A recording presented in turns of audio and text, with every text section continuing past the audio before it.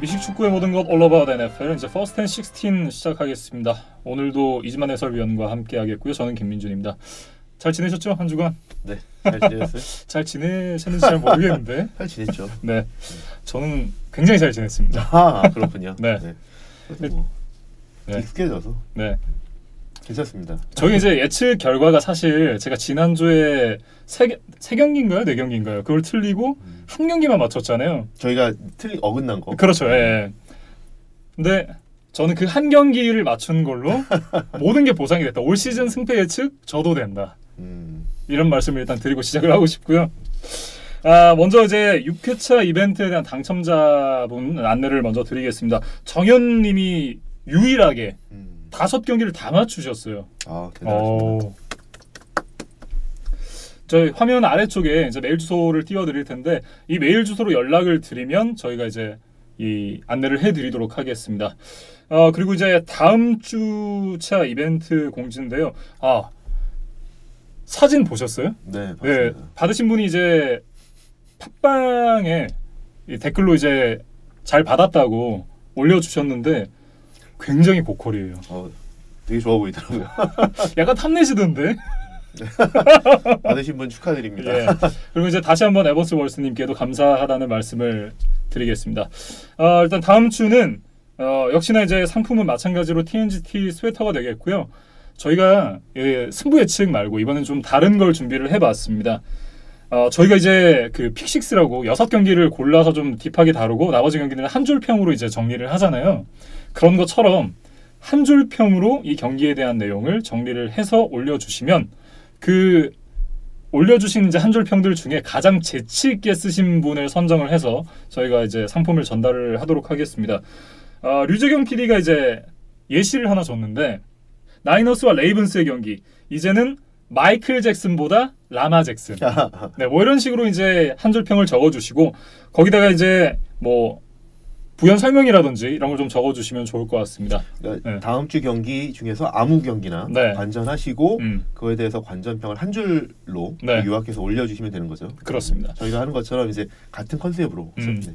그렇게 해가지고 저희는 이제 한 팀씩 이렇게 한 문장으로 이제 표현해서 사실은 이제 2문장인 건데, 그렇죠. 근데 그렇게 안 하시고 이제 경기에 대한 내용을 그냥 한 줄평으로 요약을 해서 올려주시면 되겠습니다. 늘 그래왔던 것처럼 이 First and 16 유튜브 영상 일부에 댓글로 남겨주시면 되겠고요. 참여 기한은 12월 4일 수요일 새벽 3시까지 남겨주시면 되겠습니다. 이때까지 올려주신 이제 한 줄평들에 한해서 저희가 심사를 해서 한 분을 선정을 하도록 하겠습니다. 네. 기대가 됩니다. 그때쯤이면 한국에 안 계시겠는데요? 네, 제가 다음 주에는 이제 미국 출장 일정이 있어서 네. 다음 주에는 제가 녹화 참여가 어려울 것 같고 네. 대신에 굉장히 궁금해하시던 분을 저희가 이제 섭외를 했는데 섭외라고 하긴 좀 애매하네요. 그렇죠. 우리 담당 PD인 유재경 PD가 방송 데뷔 하는 걸로 이진만 위원의 자리를 이제 빈자리를 메꿔주기로 했고요. 지난번에 사실 이제 이진만 위원이 녹음을 해서 이제 저희가 진행을 했던 적이 한 번 있어서 이번에는 왜 녹음해서 안 올려주나 이렇게 생각을 하시는 분들이 좀 있으실 것 같아요. 근데 지난번이랑 이번에 출장의 성격이 좀 달라서 이번에는 조금 여건이 좀 어렵다고 해요. 네, 이번에는 좀 여건이 안 될 것 같고요. 그래서 좀 불가피하게 제가 좀 양해를 좀 구하겠습니다. 그 대신 시청자분들께서 많이 궁금해하셨던 우리 디션 왓슨 닮은 유재경 PD가 방송 데뷔를 해서 진짜 디션 왓슨이 닮았나 하는 뭐 이렇게 평가도 한번 해주시고 그런 기회로 한번 삼아보면 좋을 것 같습니다. 일단은 뭐 이진만 위원이 다음 주 촬영에 함께하지 않는 것에 대한 양해 말씀도 드리는 겸 또 이제 유재경 PD의 얼굴을 볼 수 있다는 그런 이제 기대감. 좋은 소식도 전해드릴 겸 일단 이제 오프닝에 이 부분을 말씀을 드렸고요. 이제 본격적으로 이제 지난주에 있었던 12주차 경기에 대한 리뷰를 한번 해보도록 하겠습니다. 가장 먼저 살펴볼 경기 역시나 이제 Thursday Night Football 인디애나폴리스 콜츠와 휴스턴 텍산스의 경기가 되겠는데요. 이 경기 20대 17 텍산스가 승리를 가져갔습니다. 이 경기 사실 저는 보면서 디안드레 홉킨스가 멱살 잡고 캐리하는데 이런 생각했거든요. 홉킨스도 잘했고 사실 이날 그 텍산스의 여러 명의 플레이메이커들이 존재감을 드러내는 경기였죠. 왜 그러냐면 그러니까 이날 경기를 보면 저도 이제 경기를 보면서 느꼈던 거는 휴스턴이 확실히 플레이메이커들이 많구나. 경기 내용 자체는 사실 어느 팀이든 양 팀 다 이길 수 있는 충분히 맞아요. 이길 수 있는 네. 경기였는데 결국의 승부는 플레이메이커들이 많은 텍산스가 가져갔다라고 이렇게 볼 수 있을 것 같습니다. 이날 윌 플러 선수의 활약도 굉장했고, 근데 정말 이 중요한 순간마다 눈에 띄는 건 역시나 디안드레 홉킨스 선수더라고요. 그렇죠. 네. 그렇죠. 근데 이제 홉킨스가 그만큼 이제 잘해줄 수 있었던 거는 이제 이날 그 부상에서 한 3주 정도 결장을 했었던 윌 플러 선수가 이제 복귀를 했는데 윌 플러가 복귀함으로 해서 반대쪽에 있는 넘버원 리시버 디안드레 홉킨스가 이제 훨씬 더 기회가 열린다. 그래서 이날 보면 사실 물론 이제 홉킨스도 잘했고 터치다운 2개를 했고 하지만 윌 플러가 이날 100야드 가까이 찍었잖아요. 140야드를 기록을 했고 그 중에는 44야드 리셉션, 51야드 리셉션도 있었거든요. 그러니까 상당히 좀 롱 플레이를 많이 해주면서 사실 이제 그것들이 러닝룸을 좀 만들어내는 효과도 있어서 중간에는 이제 칼로스 하이드까지 공격에 많은 역할을 했었죠. 많은 야드를 따내진 못했지만 하이드 선수도 중간에 간간히 그렇죠, 이제 모습을 보여줬었고 하지만 이제 결국 이제 콜츠의 러싱을 막는 데는 굉장히 좀 애를 먹었었어요. 네, 이제 콜츠가 사실 이날 그 스타 러닝백 말론 맥은 나오지는 않았거든요. 부상으로 결장을 했는데 그 대신 이제 지난주부터 계속 이제 기대를 모았던 조나산 윌리엄스가 나와서 나름 잘 해줬어요. 그리고 어쨌든 그 온라인도 잘 막아주면서 브리셋한테도 충분히 이제 패스할 시간을 벌어줬거든요. 그래서 경기 막판까지 계속 이제 엎치락 뒤치락하면서 충분히 이길 수 있는 경기였는데 차이가 결국은 저는 아까도 말씀드린 것처럼 플레이메이커가 있느냐 없느냐의 차이다. 왜냐하면 그 콜츠 같은 경우에는 말론 맥만이 아니라 이제 넘버원 리시버 T.Y. 힐튼이 복귀를 했는데 뭐 풀러가 돌아온 것처럼 T.Y. 힐튼도 3주 결장으로 돌아왔는데 풀러는 대활약을 해줬는데 힐턴은 조금 아직 부상에서 완전히 회복된 모습은 아니었고 그러면서 이제 스냅에 대한 참여 자체가 그렇죠. 굉장히 좀 낮았었어요. 그렇죠. 이제 팀에서 스냅 카운트 관리를 했었고 30스냅 언저리 이렇게 좀 관리를 했다고 그러고요. 또 좋은 패스가 오는 것도 드랍이 여러 번 있었어요. 그러니까 아직은 부상에서 돌아와서 본인 기량도 아니었다. 그래서 그 러닝백도 스타 러닝백이 빠지고 넘버원 리시버도 돌아오긴 했지만 원래 기량이 아니었다. 그러면서 이게 좀 팽팽한 승부로 가다가 결국에는 플레이메이커가 많은 텍산스가 승리를 했다. 그래서 이제 이 경기를 좀 보면 경기 양상이 어떻게 진행이 됐냐면 콜츠는 그 T.Y. 힐튼이 제 모습이 아니기 때문에 다운필드 패싱을 잘 못하더라고요. 그렇죠. 그러니까 버티컬 스렛이 사실상 없는 상황에서 모든 플레이가 15야드 안쪽에서 다 이루어졌어요. 그리고 대부분의 공격이 러싱이었어요. 그렇죠. 러싱 아니면 숏 패싱. 근데 숏 패싱도 진짜 그 15야드 안에서 다 이루어지는 패스. 이날 가장 롱 패스 플레이가 14야드였거든요. 그러니까 그 안에서 모든 게 다 이루어지고 조금씩 이렇게 전진하면서 경기를 펼쳤던 반면에 텍사스는 아까 말씀드렸던 것처럼 윌 플러에게 44야드, 51야드. 그다음에 이제 디안드레 홉킨스에게 35야드 터치다운 패스, 30야드 터치다운 패스 이렇게 한 방이 정말 큰 플레이들을 많이 했었죠. 맞아요. 그래서 이날 결국 승부는 좀 야구에 비교하면 단타 위주의 콜츠에게 홈런 몇 방으로 텍사스가 승리한 경기였습니다. 참 이 적절한 비유라는 생각이 드는데 저는 사실 경기 보는 내내 인상적이었던 게 사실 러싱 디펜스가 좋은 팀이라는 수치를 갖고 있었던 텍사스였잖아요. 그렇죠. 근데 이 경기에서도 굉장히 좀 혼이 났어요. 특히 이제 케니 모어 선수가 인터셉션을 만들어낸 이후에 7연속 러싱을 했거든요. 패스 시도 없이. 근데 그러면서 결국 이제 터치다운까지 만들어냈었는데 이 소위 이제 묻지마 러싱이라고 이제 얘기할 수 있는 이런 플레이에 대해서는 대처가 안 된다. 이런 부분이 나중에 휴스턴 텍산스가 플레이오프 진출하는데 그리고 혹은 플레이오프에 나가서도 이 플레이오프에 진출한 다른 팀과 경쟁을 하는데 굉장히 좀 문제가 될 수 있는 소지가 있겠다라는 생각이 들었어요.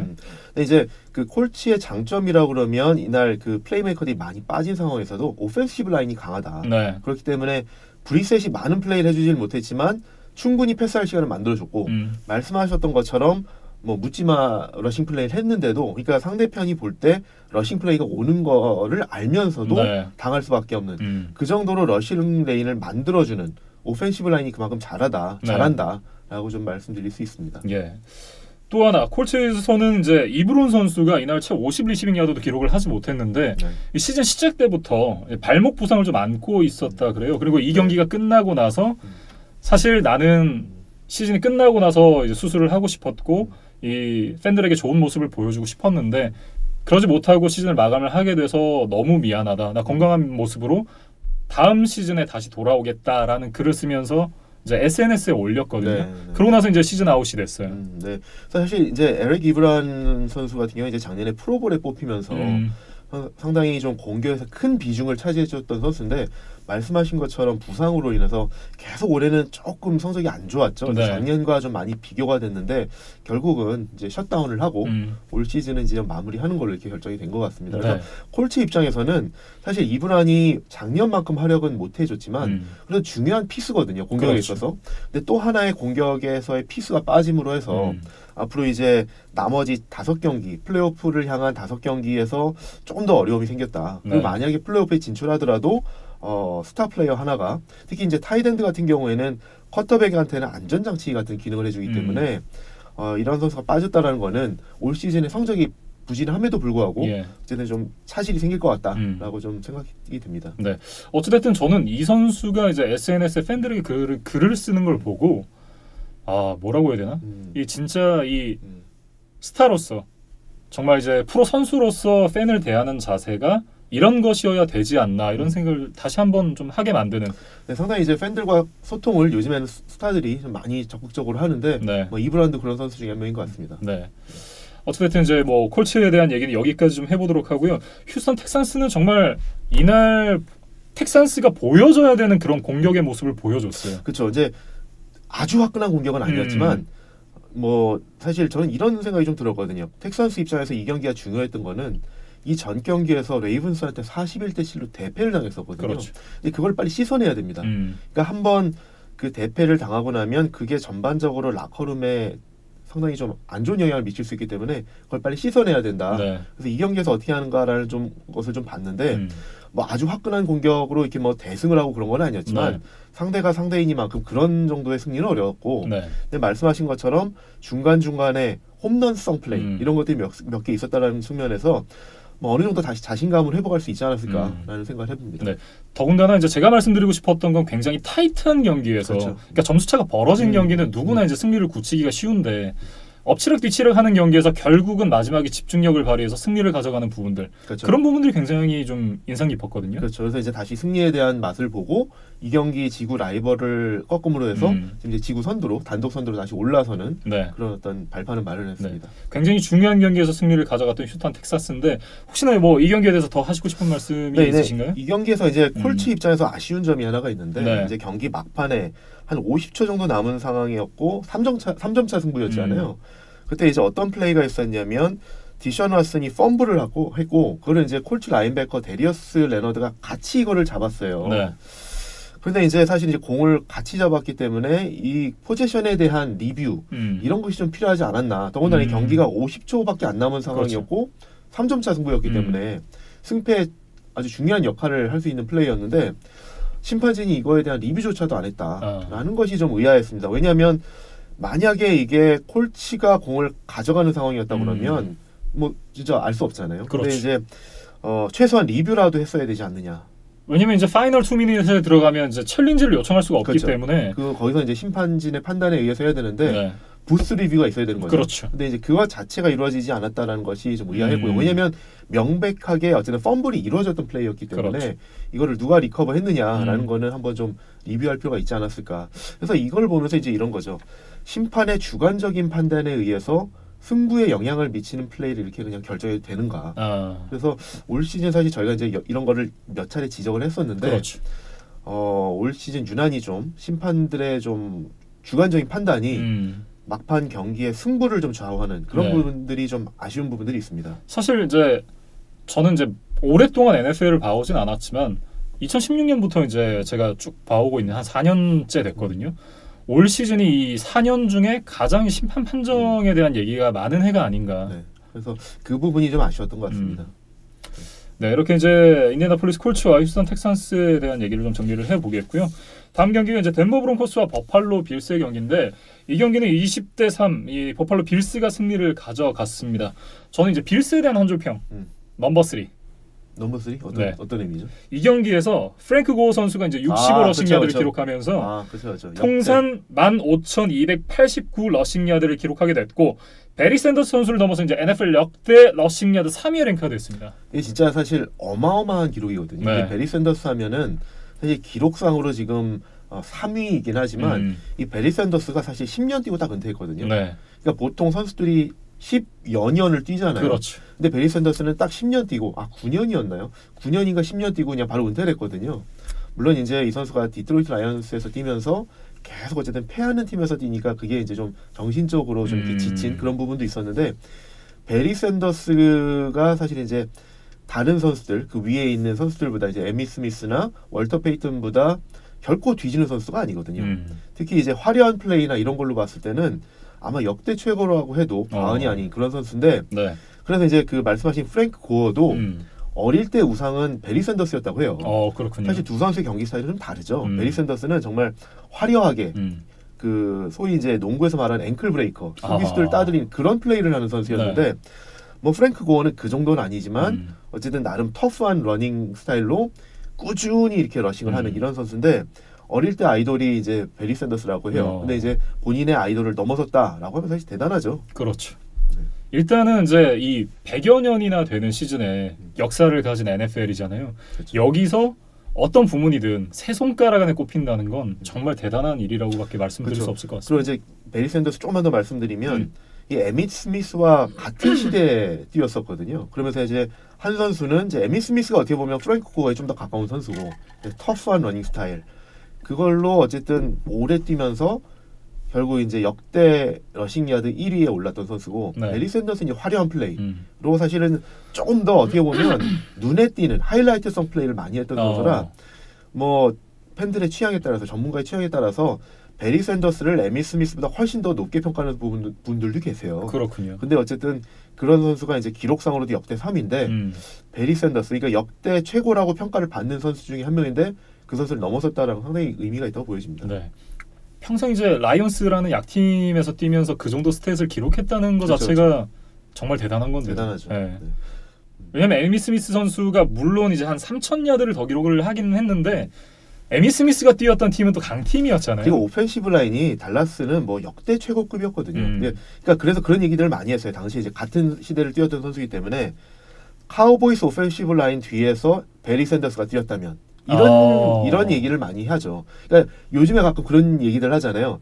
벨리책이 로저스하고 뛰었다면 이런 얘기들 하잖아요. 그렇죠. 근데 그런 것처럼 카우보이스 오펜시브 라인 뒤에서 베리 샌더스가 뛰었다면 이런 얘기를 하거든요. 근데 뭐 너무 이상적인 얘기들이고 만약은 없잖아요, 사실. 네. 저는 야구 얘기할 때 많이 하는 얘기인데 만약은 없으니까. 네. 뭐 어쨌든 이 로저스가 벨리책 밑에서 뛰었다면이라는 얘기는 저희가 나중에 좀 다른 경기에서 한번 다뤄볼 만한 그런 내용인 것 같고요.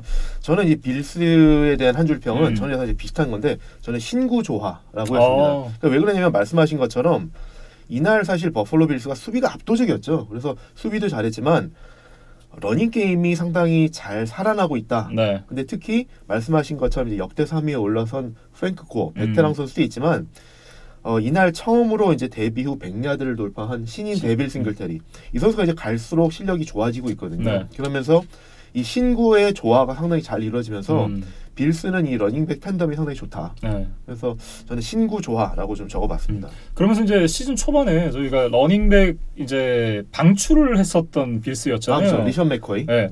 리션 맥코이 선수를 왜 방출했는지를 저희가 이제 이 경기들을 통해서 이유를 점점 더 확인하게 되는 그렇죠. 그런 상황인 것 같습니다. 그렇죠. 이제 칩스 가서 사실 맥코이는 그만큼 못해지고 있는데 싱글테리는 이제 첫 해기 때문에 아무래도 이제 처음에는 좀 리그에 적응하는 시간이 필요했는데 네.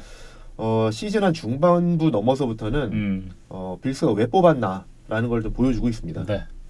이제 브론코스에 대한 한 줄 평인데요. 어떤 한 줄 평을 적어오셨나요? 네, 저는 이렇게 적었습니다. 드루 락 투입할 때가 왔네. 그러니까 이제 브론코스 같은 경우는 이날 경기력이 너무 안 좋았죠. 네. 이제 3점만이 아니라 팀 전체적으로 패싱, 러닝 할 거 없이 공격이 완전히 봉쇄됐었거든요. 근데 이제 특히 이제 주전으로 뛰고 있는 브랜든 앨런 선수도 이제 아마 2-3경기 뛰었는데 네.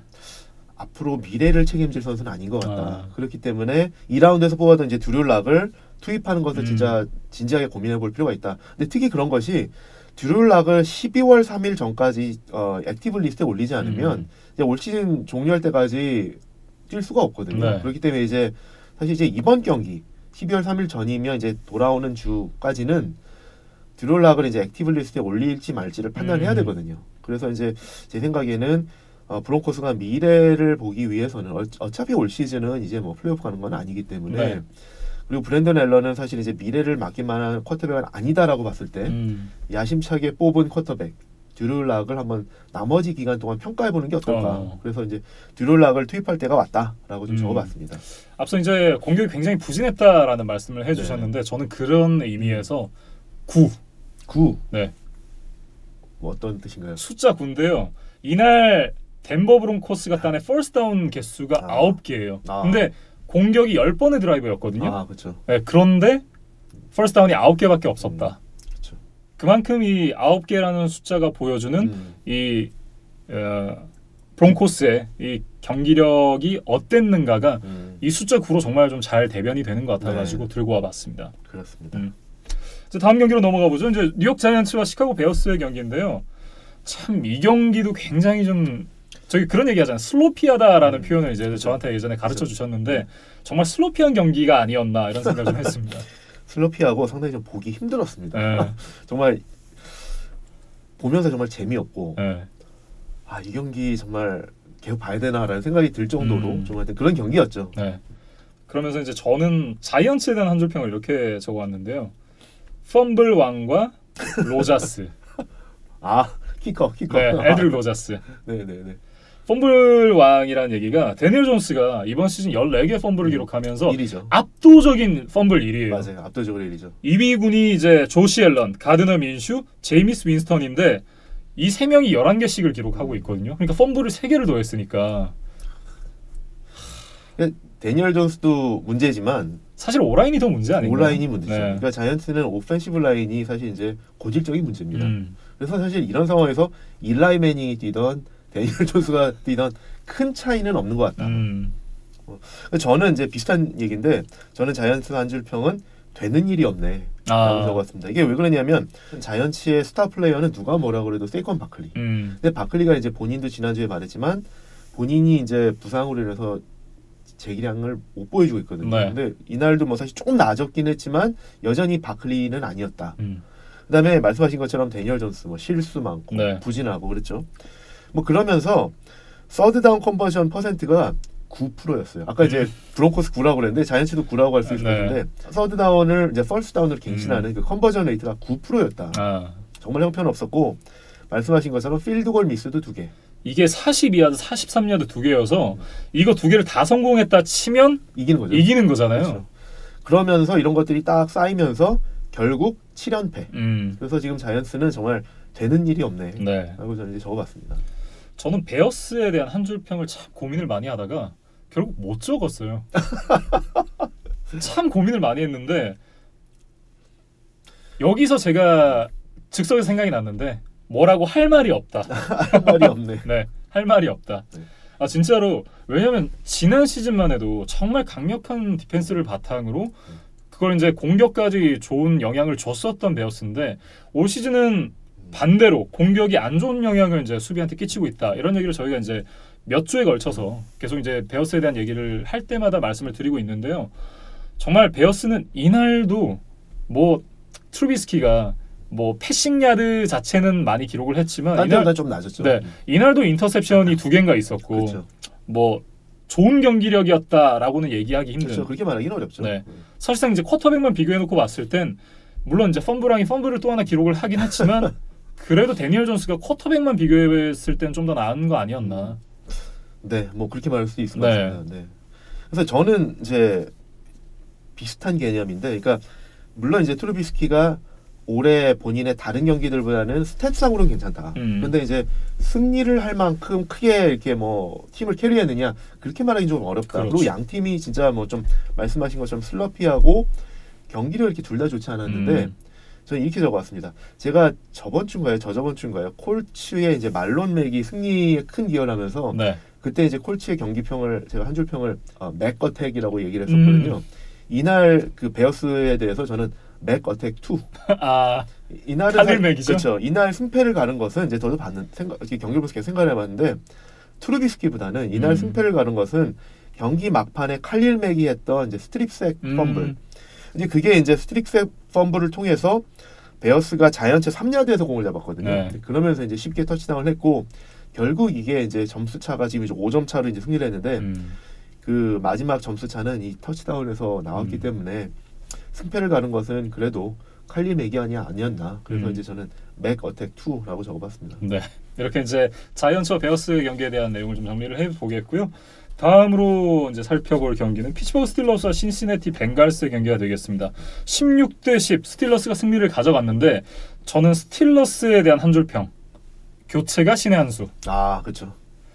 이날 이제 메이슨 루돌프 선수가 이제 주전 쿼터백으로 나왔다가 중간에 이제 호지스로 이제 바뀌었어요. 그렇죠. 데블린 호지스로 바뀌었죠. 네. 호지스가 쿼터백으로 딱 들어오자마자 79야드짜리 패싱 터치다운을 딱. 그렇죠. 그러면서 역전이 됐거든요. 그렇죠. 이날 지는 줄 알았어요. 아 정말로 메이슨 루돌프는 이제 저기 산타 썰매나 끌러 가야겠다. 그런 생각을 좀 했습니다. 아 이름 때문에 네. 루돌프. 아니 사실 이제 루돌프가 설 자리가 스틸러스에 없지 않나. 왜냐면 사실 이제 워낙에 경기력으로 인해서 팬들의 신임도 잃었고, 그러니까 이 사건에 대한 어떤 이제 난투극도 있었고, 난투극으로 인한 뭐 어떤 물론 이제 게럿이 잘못한 건 더 얘기할 필요도 없고, 근데 그 부분에 대한 이제 메이슨 루돌프에 대한 질타 혹은 이제 뭐라고 해야 될까요? 좀 안 좋은 얘기들이 굉장히 인터넷에 많이 떠돌고 있더라고요. 이번 주 나왔던 얘기 중에 하나가 마일스 게럿이 그 메이슨 루돌프가 인종차별적인 발언을 했다. 그래서 이제 그런 어떤 좀 과격한 그런 반응을 보였다라고 했는데 또 메이슨 루돌프는 그거에 대해서 난 그런 적 없다라고 했는데 사실 그 안에서 그 스크럼 안에서 어떤 일이 있었는지는 모르죠. 아 저는 근데 그 짤이 올라왔어요. 그 메이슨 루돌프가 이제 이렇게 누워가지고 있는 상황에서 이제 마일스 게럿한테 얘기를 하는 그런 클로즈업된 영상이 있었는데 입술을 읽을 수 있었나요? 입술이 블랙이 있었어요. 근데 이게 블랙이라 정확하게 얘기를 했다라고는 얘기 못하겠지만 블랙을 발음하는 입술과 굉장히 유사한 움직임을 가진 그런 이제 확대된 장면이 인터넷에 있더라고요. 근데 그러면서 이제 어찌됐든 그러면 이제 사람들의 이 생각 속에서 논리적으로 저희가 얘기를 해보자면 그게 정말 이 인종차별적인 발언이었다라고 한다면 그때 얘기를 했어야지 왜 일주일 뒤에 와가지고 얘기를 하느냐라는 그런 의견도 또 있더라고요. 네. 근데 그것도 나름 설득력이 있는 얘기잖아요. 네. 어찌됐든 이제 뭐 저는 그 입을 확대해서 그 상황에서 입을 찍었다라는 게 좀 대단하네요. 이게 어쨌든 이제 그 중계 영상도 있으니까 근데 그런 이제 카메라 영상들을 이제 확대를 한 거겠죠. 근데 입술이 움직이는 게 정말 블랙처럼 보이더라고요. 대단합니다. 그런 걸 찾아낸다는 게 대단한 것 같습니다. 네. 트위터가 이렇게 위대합니다. 저는 스틸러스에 대해서 한 줄 평이 사실 이제 비슷한 컨셉인데 저는 이렇게 써왔어요. 쿼터백 뮤지컬 체어스. 뮤지컬 체어스가 이제 그 의자 네. 그 음악 나오면은 이렇게 돌다가 음악이 멈추면 의자에 앉는 게임 있잖아요. 그 의자 앉기 게임이라고 그러나요? 네. 이제 그래서 이제 뮤지컬 체어스라고 불렀는데 쿼터백 뮤지컬 체어스다. 왜냐하면 이제 계속 쿼터백이 돌고 바뀐다. 그러니까 지금 원래 이제 로슬리스버거였는데 부상이 당하니까 이제 메이슨 루돌프가 들어왔다가 루돌프도 부상 당하니까 하지스가 들어왔었죠. 그러다가 이제 회복이 돼서 루돌프가 들어왔다가 못하니까 다시 하지스가 들어오고 이게 지금 계속 뭐 이렇게 게임하듯이 쿼터백이 계속 바뀌고 있다. 그래서 저는 이제 좀 이렇게 적어봤습니다. 근데 이제 이번 경기 끝나고 그래서 그 다음 주에 누구를 투입할 거냐라는 거에 대해서 탐린 감독이 이미 발표를 했죠. 데블린 호지스가 나온다 그랬어요. 네, 데블린 호지스가 이제 다음 주에 주전으로 출전한다라고 이제 얘기를 했습니다. 그러면서 이제 클리블랜드 브라운스의 팬분들이 굉장히 좀 실망을 하지 않을까라는 생각을 했어요. 그렇죠. 이제 클리블랜드 선수들도 바로 이제 뭐 셸든 리처슨 같은 경우도 루돌프가 나오면 좋겠다라고 얘기를 했는데 뭐 루돌프를 보기는 어려울 것 같습니다. 네. 아마도 이제 선수들은 복수 열전을 한번 찍고 싶은 그런 거겠죠. 이제 또 과격한 색을 또 하려고 그러겠죠. 네. 벵갈스의 한 줄 평은 독주. 1위 독주. 네. 끝에서 1위 독주. 그렇습니다. 워싱턴이 이제 1승을 거두면서 유력한 드래프트 1순위 후보가 됐어요. 그렇죠. 네. 이제 2게임 차로 선두를 달리고 있죠. 저는 이제 뭐라고 적었냐면 조금만 더. 근데 왜냐하면 이날이라고 말씀드렸지만 모처럼 저는 진짜 올 시즌 첫 승 하나 기대를 했어요. 그러니까 3쿼터 초반까지 리드를 했거든요. 근데 물론 이제 나중에 하지스가 들어와서 이제 역전을 했지만 아쉽게 어쨌든 패했다. 그리고 16대 10으로 원 포지션 차이로 패했잖아요. 네. 그리고 다음 주에도 한번 기회가 옵니다. 뉴욕 제츠를 상대하거든요. 근데 이제 물론 최근 이제 뉴욕 제츠 페이스를 보면 좀 어려울 것 같기도 한데 쉽지 않을 것 같아요. 근데 그리고 3주 뒤에 이제 드디어 마이애미 돌핀스와의 격돌이 있거든요. 네. 그래서 어떻게라도 좀 하나는 건지자 그런 의미에서 조금만 더 이렇게 좀 적어봤습니다. 네. 약간 비슷한 의미다라고 이제 볼 수 있겠네요. 네. 네.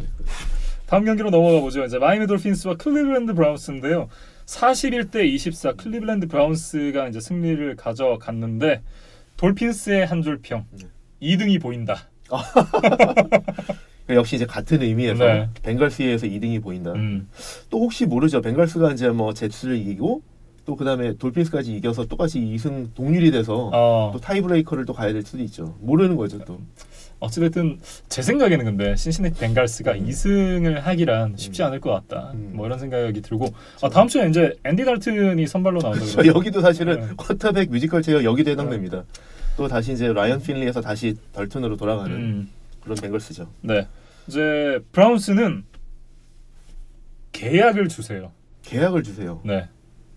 어떤 의미죠? 라인백커는 이제 조 쇼버트에 대한 얘기인데요. 이제 연장 계약에 대한 이슈가 있는 이제 조 쇼버트 선수인데 이 선수가 이날 2개의 인터셉션 그리고 그 패스 굴절이 4개가 있었어요. 그렇죠. 그러니까 최근 2경기 동안 태클 15개, 스트립색 하나, 4개 인터셉션, 패스 굴절 8개. 이 정도면 연장 계약 줘야 된다라는 얘기가 이제 현지에서 조금씩 나오고 있더라고요. 네, 최근에 활약이 두드러지죠. 네. 특히 이제 약팀을 상대해서 그랬는지는 모르겠지만 최근에 페이스가 상당히 좋습니다. 그렇습니다. 네. 저는 이제 돌핀스부터 저도 한번 해보면 저는 이렇게 썼습니다. 좋니? 왜 그러냐면 돌핀스가 이날 세컨더리 4명 중에 주전 3명이 빠졌거든요. 부상으로. 근데 그런 상태에서 클리블랜드의 자비스 랜드리가 훨훨 날았죠, 이날. 주전이 3명이나 빠진 마이애미 세컨더리를 상대로 해서. 그렇죠. 근데 이제 자비스 랜드리가 친정팀이 돌핀스잖아요. 그러니까 돌핀스를 친정팀을 상대로 해서 부상을 틈타서 날랐다. 그래서 저는 돌핀스 표현 한 줄은 좋니? 윤종신 씨의 그렇죠. 노래가 생각이 나는데요. 조금만 더 아프다 좋아해 주지. 그다음에 이제 브라운스 같은 경우에는 아직 문 안 닫았죠? 라고 얘기를 했는데 무슨 말이냐면 막차. 그렇죠. 플레이오프 막차. 브라운스 같은 경우에는 아직도 와일드 카드가 완전히 이제 그 탈락은 된 건 아니거든요. 아직도 이제 그 경쟁 가능성이 있기 때문에 지금 6번 시드 한 게임 차로 쫓아가고 있거든요. 아직도 기회는 있다. 그리고 특히 최근에 보면 뭐 쿼터백, 리시버, 러닝백들 다 상승세다. 메이필드도 잘하고 있고 아까 말씀드린 것처럼 자비스 랜들이 날고 있고 진짜 최근 한 몇 주 된 것 같아요. 한 4주? 3주? 4주? 뭐 이 정도 동안 계속해서 100야드 이상 찍고 그렇죠. 있고 랜드리가 상당히 잘해주고 있고 또 닉첩 얼마나 잘해주고 있습니까? 지금 닉첩이 리그 러싱 2위예요. 네. 그 1위 맥카프리하고도 10야드 차이도 안 나요. 그러니까 상당히 잘해주고 있고 그다음에 이제 말씀하신 것처럼 뭐 쇼버트만이 아니라 수비도 이제 살아나고 있다. 그래서 지금 원래 시즌 초부터 우리가 기대했던 그런 모습들이 이제야 나타나고 있는데 어떻게 보면 조금 너무 늦게 나타나서 플레이오프 문이 닫히지 않을까라는 그런 우려가 있죠.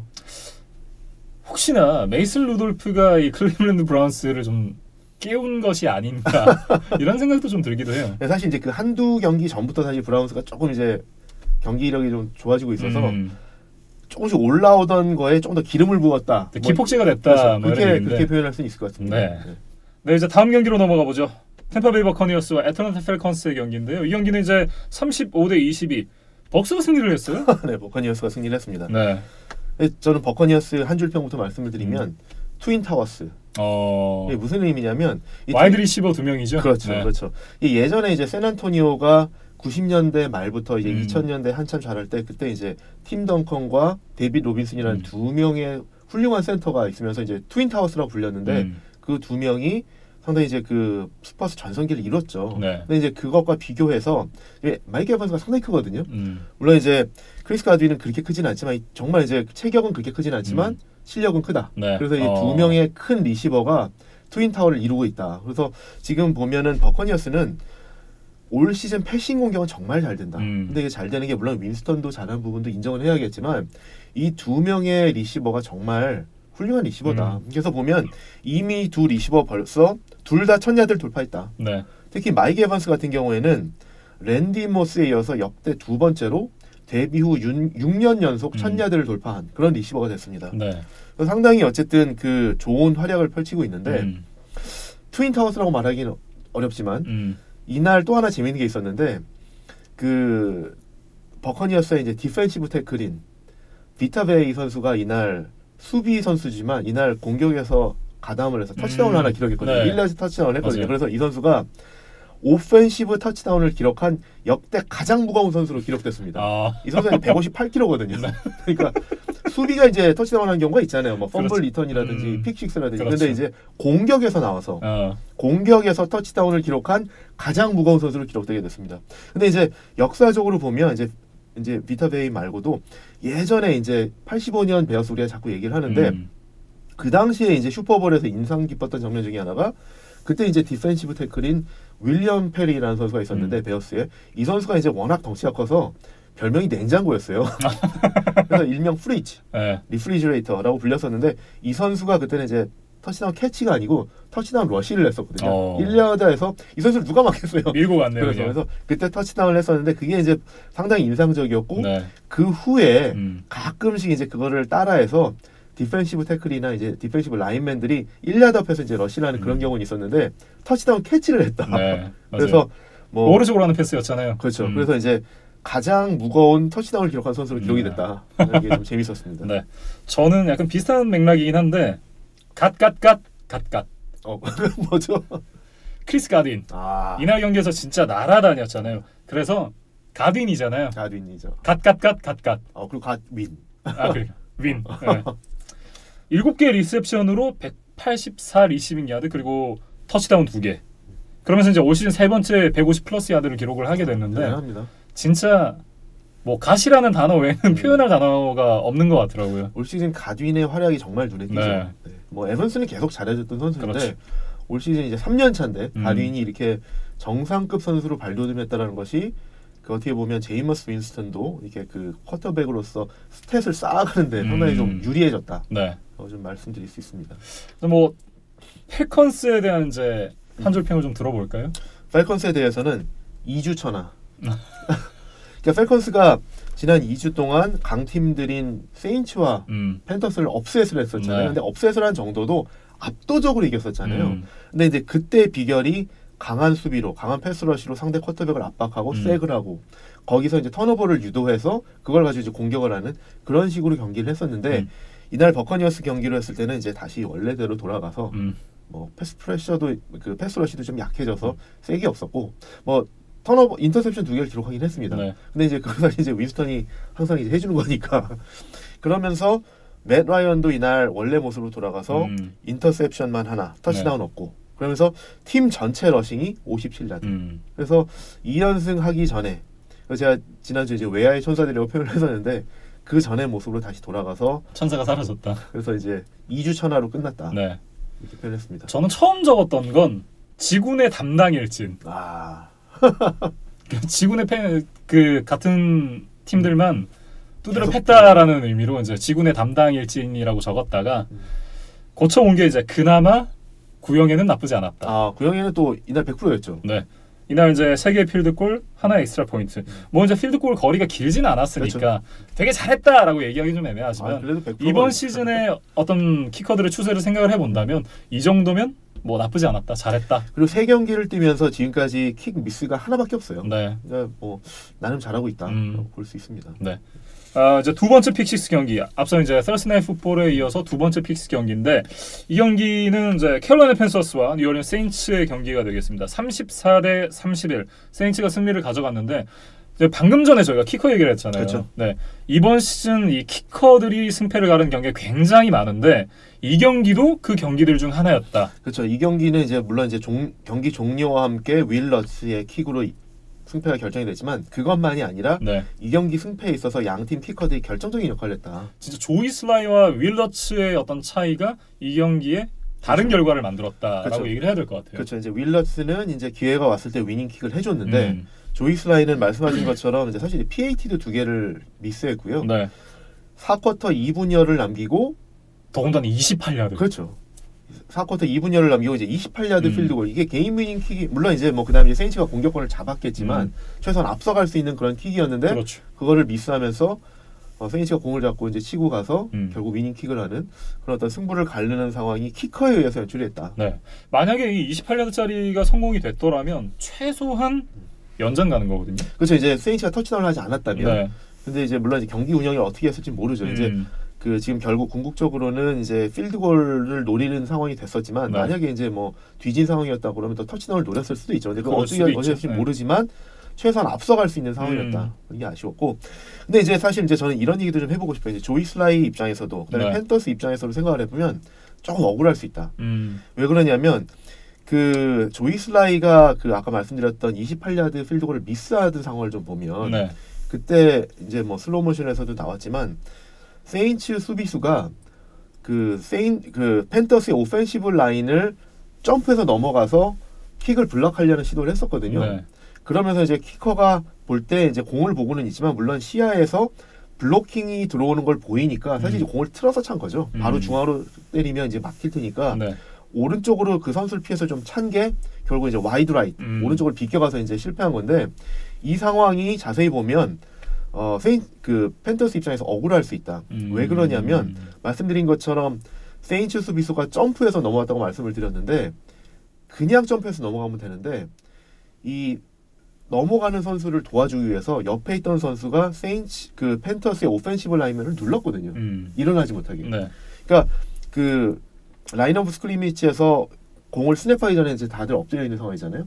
그런 상황에서 이제 스냅과 동시에 세인츠 수비수가 재빨리 점프해서 넘어간 건데 그거를 NFL 규정상 상대편을 짚고 넘어가거나 그 다른 선수가 그 오펜시브 라인맨을 눌러서 그 어떤 지렛대 역할을 해주면 안 된다. 부정이잖아요. 그렇죠. 그랬는데 이날 딱 그게 잡혔거든요. 그 옆에 있던 선수가 오펜시브 라인맨을 눌러주고 그거를 틈타서 이렇게 점프해서 넘어갔는데 원래 이거는 그러면 15야드 페널티가 주어져야 되거든요. 이제 언스포츠맨십 컨덕트로 15야드 페널티가 주어지고 퍼스트다운이 자동으로 갱신되는 플레이죠. 그러니까 그랬으면 필드골 킥을 다시 한번 찰 수 있는 뭐 사실 이제 바로 필드골 찰 필요도 없고 사실 이제 그 오토매틱 퍼스트다운이면 그렇죠. 공격을 하면 되니까. 그러니까 이제 퍼스트앤 골이 되는 상황이죠. 그랬으면은 사실 이제 2분 안쪽으로 경기가 들어왔었기 때문에 팬더스 입장에서는 2분 동안 시간을 충분히 소진한 다음에 이제 위닝킥을 찰 수 있는 그런 상황이었는데 심판들이 그걸 선언을 하지 않았다. 그래서 아까 이제 다른 경기에서도 말씀을 드렸지만 이것도 좀 판정이 아쉬웠다라고 좀 말씀드릴 수 있습니다. 일단 저는 굉장히 좀 재밌었던 게 이날 이제 양 팀의 삼각편대. 그렇죠. 네, 사실 이제 비슷한 유형의 선수들이 이제 삼각편대로 묶여 있잖아요. 세인츠 같은 경우는 이제 드루 브리스, 엘빈 카마라 그리고 마이클 토마스. 그렇죠. 그리고 이제 펜서스 같은 경우는 카일 앨런, CMC 그리고 DJ 모어. 그렇죠. 이렇게 이제 굉장히 좀 비슷한 스타일의 세 선수. 물론 이제 카일 앨런과 브리스를 비교하자면 무게 차이가 굉장히 많이 나긴 하지만 어쨌든 카마라와 CMC 굉장히 또 흡사한 스타일의 선수들이고 굉장히 보는 재미가 있는 그런 경기였습니다. 그렇죠. 이제 말씀하신 것처럼 특히 이제 카마라하고 CMC 같은 경우에는 러싱만이 아니라 리시빙까지 잘해주는 소위 말하는 이제 듀얼 스렛 러닝백인 거죠. 그렇죠. 상당히 이제 경기 스타일이 비슷한데 보는 재미가 분명히 있었죠. 그리고 이제 CMC가 워낙 이제 항상 잘해주고 카메라도 부상에서 복귀한 후에 조금 이제 좀 그 기량을 올릴 때까지 시간이 있었지만 이제는 사실 이제 원래 모습으로 이제 돌아온 것 같고요. 상당히 재미있었죠. 그렇습니다. 그러면서 이제 뭐 세인츠 같은 경우는 라타비우스 머리 선수도 굉장히 좋은 활약을 해줬고 경기 내내 이제 리드를 가져가면서 이제 경기를 했었던 세인츠인데 꾸역꾸역 따라와서 결국은 4쿼터에 동점을 만들었었던 펜서스였어요. 그렇죠. 그래서 사실 이날 그 동점을 만들 수 있었던 원동력을 좀 말씀드리면 사실 경기 내용상으로 보면 세인츠가 또 앞서긴 했어요.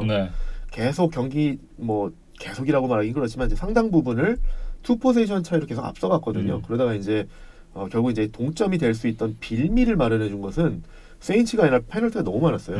페널티가 12개나 됐었는데 그중에 5개가 팬더스의 서드 다운을 퍼스트 다운을 갱신해주는 이런 플레이가 이뤄지면서 팬더스가 계속 드라이브가 연장되고 그런 것들이 이제 득점으로까지 연결되면서 결국 이제 세인츠의 페널티가 아까 말씀하신 좀 슬로피 플레이가 결국 팬더스가 동점할 수 있는 그런 빌미를 만들었다라고 말씀드릴 수 있습니다. 어쨌든 그래도 강팀은 강팀이었다라는 얘기도 할 수 있을 것 같군요. 그렇죠. 이 역시 강팀이라고 말씀드릴 수 있는 거는 승부처에서 결국 이제 마지막 2분에서 그 2미닛 드라이브로 결국 승리를 해낸다. 결국 이제 그리고 아까 이제 무게감이 차이가 난다고 말씀하셨는데 드루 브리스는 결국 이제 이런 걸 만들어내는 쿼터백이죠. 그렇죠. 마지막 기회가 다시 한번 왔을 때, 투미닛 드라이브를 할 때 사실 이제 카메라가 이미 필드골 레인지에 들어간 다음에는 이제 러싱을 한번 하긴 했지만 그 플레이를 제외하고는 그 마지막 투미닛 드라이브에서는 계속 드루 브리스의 패스로 전진을 했었거든요. 그래서 드루 브리스가 그냥 그 위닝 드라이브를 만들어냈다라고 해도 과언이 아닐 정도로 네. 결국 이길 줄 아는 선수다. 그리고 이길 줄 아는 팀이다라는 걸 다시 증명하고 있죠. 네. 결국은 그 차이가 이제 경기의 결과의 차이를 갖고 왔다 이렇게 얘기를 할 수 있을 것 같습니다. 제가 아까 잠깐 그 페널티 잠깐 조금만 더 드려도 될까요? 이제 그 사실 이제 그 히스토리를 좀 말씀드리고 싶은 게 있는데 아까 이제 그 세인츠가 필드골 때 이제 오펜시브 라인을 넘어서 점프해갔다 이게 재밌는 게 뭐냐면 이게 원래 사실 뭐 많이 하던 플레이는 아니죠. 많이 못 보셨죠 이런 플레이. 제가 기억이 나는 게 그 카우보이스가 그런 플레이를 한번 했던 카우보이스 했었나요? 카우보이스는 나는데? 아마 그걸 했다가 성공은 못했을 거예요. 근데 이제 이게 그 기원이 뭐냐면 기원이라고 말하면 좀 너무 거창할 수 있는데 2000년대에 제가 이제 제일 좋아하는 수비수 에드리드와 쌍벽을 이뤘던 피츠버그의 세이프티 트로이 폴라말루라는 선수가 있었는데 이 선수가 정말 대단한 플레이메이커입니다. 그래서 진짜 에드리드와 쌍벽을 이뤘다고 말씀을 드리는데 이 선수가 이 플레이를 처음 시도했었거든요. 이 선수가 세이프티야 말씀드린 것처럼 그렇기 때문에 최후방에 있죠. 그런데 상대팀이 킥을 할 때 이제 킥을 막아야 이제 기회가 있는 그런 상황이었으니까 승부가 이제 아슬아슬할 때 이 선수가 어떻게 했냐면 이 라인 오브 스크리미지에 막 달려가서 점프를 해서 넘어간 거예요. 점프를 해서 넘어갔는데 그 오펜시브 라인을 잘 넘는 거는 좋았는데 그래서 이제 타이밍만 맞췄으면 블록을 할 수 있었는데 옵사이드가 됐다. 스냅이 안 돼서? 그래서 스냅이 안 돼서. 그래서 결국 옵사이드로 이제 그 플레이는 실패를 했지만 그거를 보고 상당히 많은 선수들이 이걸 따라하기 시작했다. 그래서 출발점은 어쨌든 그 트로이 폴라마루인데 저는 그걸 보면서 트로이 폴라마루 정말 대단하다라는 생각을 많이 했었거든요. 게임 체인저네. 게임을 바꿔놓은 플레이인데. 정말 근데 그건 말고도 트로이 폴라마루는 정말 명장면들이 많거든요. 그래서 이제 에드리드하고 이제 쌍벽이라고 이제 표현을 하는데 그다음에 또 이제 이 플레이와 관련해서 또 하나 이제 재밌는 게 뭐가 있냐면 바로 이제 작년에 이런 비슷한 플레이가 또 하나 있었는데 작년 시즌 이제 후반부에 아마 이제 바이킹스하고 시옥스 대결이었는데 그때도 아마 4쿼터 승부처였었던 것 같은데 바이킹스가 킥을 하는 상황에서 시옥스의 라인베커 바비 웨그너가 또 넘어가서 블로킹을 했거든요. 그래서 이날 피트 캐롤 감독이 역시 바비 웨그너 진짜 뭐 게임 체인저 뭐 엄청난 플레이메이커 칭찬했었는데 근데 사실 그때 자세히 보시면 바비 웨그너가 옆에 있는 두 선수를 짚고 이제 지렛대를 삼아서 넘어서 이제 점프해서 넘어갔었거든요. 근데 사실 어떻게 보면 심판들이 놓친 건데 그게 이제 블로킹이 인정이 돼서 이제 시옥스가 이겼었는데 그게 만약에 이제 원래대로 규정이 어긋난 거기 때문에 그 퍼스널 파울이 이제 언스포츠맨 라이크 이제 컨덕트가 이제 주어졌으면 15야드 페널티에 펄스 다운이 주어졌으면 그때도 사실 바이킹스가 뭐 역전할 수도 있는 상황이었는데 그런 아쉬운 상황이 팬더스 입장에서 이날도 있었다라는 걸 한번 좀 말씀드리고 싶고 또 하나 페널티에 관련된 거 하나만 더 말씀드리면 이날 그 마지막에 이제 조이스 라이가 킥을 미스했던 그 드라이브에서 어떤 플레이가 있었냐면 이제 팬더스가 세인츠 진영 깊숙이 들어가서 공격을 할 때 서드 다운 플레이였는데 팬더스가 패스한 거를 세인츠가 이제 막기는 했는데 사실 이제 좀 봤을 때 좀 아리까리했었거든요. 왜냐면 홀딩 같은데 패스 인터피어런스 같은데 근데 이제 패스 인터피어런스가 불리지 않았어요. 그래서 팬더스의 론 리베라 감독이 노 PI에 대한 챌린지를 했죠. 노 PI 콜에 대한. 근데 심판들이 리뷰를 하더니 PI를 불렀어요. 근데 이제 저희가 이제 그동안 계속 말씀드렸지만 이 판정이 번복되는 게 별로 없었거든요. 패스 인터피어런스가. 맞아요. 근데 이날 모처럼 패스 인터피어런스 콜이 챌린지가 돼서 번복이 됐다. 근데 재밌는 거는 그 상대가 누구였느냐? 이 패스 인터피어런스를 챌린지할 수 있게끔 만들어준 팀이잖아요. 그렇죠. 세인츠가 작년에 그게 억울했었기 때문에. 근데 그 팀을 상대로 해서 좀처럼 바뀌지 않는 콜이 그 팀을 상대로 해서 바뀌었다. 그런 거 좀 그걸 보면서 이거 상당히 좀 인상적인데? 그러네요. 라고 생각을 했습니다. 뭔가 좀 의미심장한 그런 그렇죠. 세인츠를 상대로 해서 그런 게 좀 인상적이었습니다. 그리고 이제 앞서 말씀해 주셨던 이제 트로이 폴라말루 선수는 뭐랄까요? 굉장히 좀 이묘한 선수와 어떤 흡사한 느낌이 있네요. 그런가요? 이묘한 선수가 예전에 이제 스타크래프트 이제 한창 전성기 때 그때 정말 남들이 하지 않았던 플레이를 굉장히 많이 했거든요. 이제 드랍십으로 이게 옛날에 처음에는 이제 드랍십이 가서 거기서 이제 언로드를 누르면 이제 실려 있던 그 유닛들이 하나씩 숭 이러면서 이제 내려오는 소리가 나요. 하나씩 내리는 거였는데 산기들을 이제 드랍십이 가는데 이제 내림 버튼을 누르고 그 유닛을 찍잖아요. 그러면 네. 드랍십은 가고 유닛이 하나씩 이렇게 떨어져요. 그러니까 정말 이 스타크래프트의 판도를 바꿔놓은 플레이. 그런 플레이들을 많이 했었는데 약간 그런 생각이 나네요. 트로이 폴라말로 선수가 처음 시도해서 그게 현재까지 이제 그런 플레이들이 만들어지고 있는 걸 보면 트로이 폴라말로에 대해서 재밌는 거 하나 더 말씀드리면 이제 진짜 피츠버그 팬들은 아마 트로이 폴라말로 정말 영원히 못 잊을 그런 선수인데 이 트로이 폴라말로에 대해서 재밌는 거 하나 더 말씀드리면 우리나라에서 이제 샴푸 광고 보통 머리 이렇게 나풀나풀 거리는 예쁜 여자 연예인이 찍잖아요. 저는 그 차인표 씨 그러네요. 그런 경우도 있네요. 저 그 생각이 좀 많이 나네요. 아 그렇군요. 이제 그 차인표 씨는 생각을 못했는데 보통 이제 여자 연예인들이 머리 나풀나풀 거리는 분들이 많이 찍는. 그 옛날에 그러지 않아요? 요즘에는 그거. 요즘에도 그러죠. 잘 모르겠는데요. 근데 그 트로이 폴라말로가 미국에서 전성기 때 헤드앤숄더 모델이었거든요. 근데 왜 그랬냐면 트로이 폴라말로가 이제 사모아 선수거든요. 근데 이 선수가 머리가 이렇게 그 볼륨이 상당히 큰 파마 머리 길게 이렇게 늘어뜨리는 그런 선수. 드레드 있잖아요. 같은 스타일 뭐 이런. 근데 이제 그거를 풀러서 다니다가 경기할 때는 이렇게 묶고 상당히 스타일도 멋있었어요. 근데 어쨌든 머리를 이제 헬멧을 벗으면 이제 그 묶은 걸 풀면 이렇게 그 볼륨 있는 곱슬곱슬 머리 있잖아요. 그런 머리였거든요. 그래서 그 선수가 헤드앤숄더 모델이었어요. 하여튼 뭐. 알겠습니다. 그리고 이 경기는 그래서 세인츠가 이제 승리를 함으로써 이제 9승 2패가 됐죠. 근데 이제 뒤에서 말씀드리겠지만 패커스가 패함으로 해서 세인츠는 이제 지금 이제 플레이오프 시드 경쟁에서 좀 더 유리한 상황이 됐다. 맞아요. 그래서 지금 현재 기준으로는 나이너스에 이어서 지금 2번 시드가 됐다. 두 번째. 그래서 그렇게 됐고 펜터스 입장에서 이날 패배로 해서 이제 5승 6패가 됐거든요. 그래서 사실 이제 와일드 카드도 상당히 좀 어려워졌다. 현재 그 순위를 좀 보면 와일드 카드 순위를 보면 9승 2패 시옥스가 있고 그다음에 그 NFC 노스 북부조에 지금 패커스와 바이킹스가 8승 3패를 동률이잖아요. 근데 이제 뭐 거기서 이제 바이킹스가 지금 타이브레이커가 지기 때문에 현재 순위로는 와일드 카드인데 8승 3패가 지금 와일드 카드 지금 막차다.